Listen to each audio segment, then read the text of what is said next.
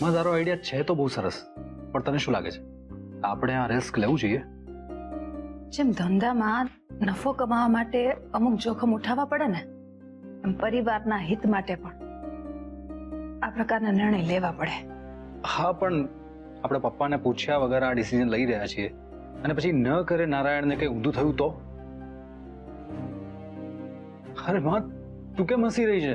આરવ, તને શું લાગે છે કે આટલો મોટો નિર્ણય મેં તારા પપ્પા સાથે ચર્ચા વિચારણા કર્યા વગર, એમને પૂછ્યા વગર લીધો હશે? મેં જ્યારે બાબુ સાથે લગ્નના પ્રસ્તાવની વાત કરાવડાવી હતી ને, ત્યારે પણ તારા પપ્પાની પરવાનગી લીધી હતી, અને આજે પણ તારા પપ્પા સાથે સલાહ સૂચન કર્યા બાદ જ હું કોમલ સાથે વાત કરવા માટે જઈ રહી છું. વોટ? હા બેટા, અને તારા પપ્પાનું પણ એ જ માનવું છે કે આપણી કોમલની જિંદગી બચાવવા માટે આપણે આ પેત્રો તો રચવો જ પડશે. યસ માં. અને આ તો ધંધાના કામે તારા પપ્પાને અત્યારે બહાર રહેવું પડે છે. એ તારા પપ્પાની મજબૂરી અને આપણી બદકિસ્મતી છે.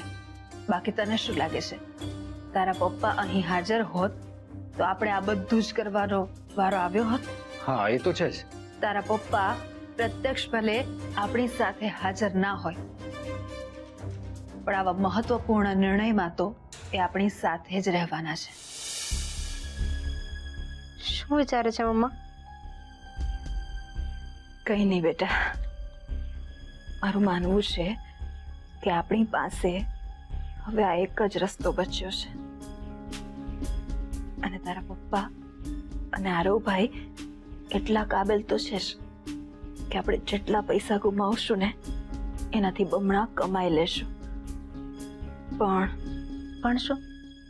પણ જો તું જેમ કહે છે એમ માણસ આપણને ધંધામાં નુકસાન કરાવે, અને એ આઘાતને કારણે તારા પપ્પાને કંઈ થઈ જાય, અથવા આપણે રસ્તા ઉપર આવી જશું એ ડરથી તને કંઈ થઈ જાય, એ આપણને બહુ મોંઘું પડશે.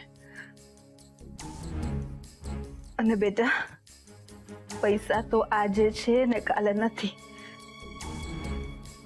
પૈસા આપણે આવતીકાલે ફરી કમાઈ લેશું, પણ પરિવારના સભ્યોને નુકસાન થાય એ મને નહીં ફાવે. એટલે આપણે એક કામ કરીએ, આપણે આપણા દુશ્મન સાથે મીટિંગ કરી લઈએ. વોટ?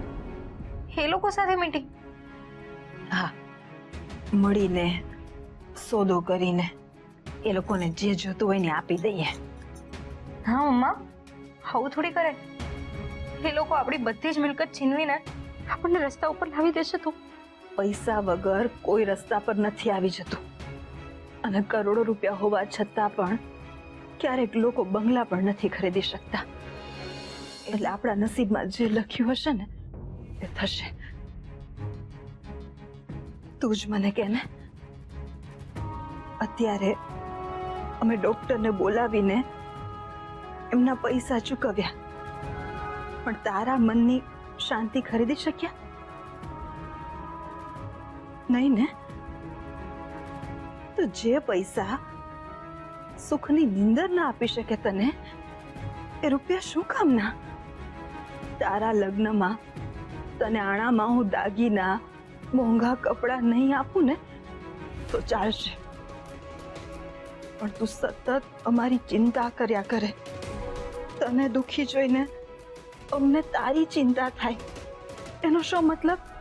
પણ મમ્મા, કોમલ, સુખ, સગવડ, સાહેબી, શાંતિ, આ ચારેયની રાશિ એક જ છે, પણ આ ચારેય જેની પાસે હોય એટલું ધનવાન આ આખી દુનિયામાં કોઈ જ નથી.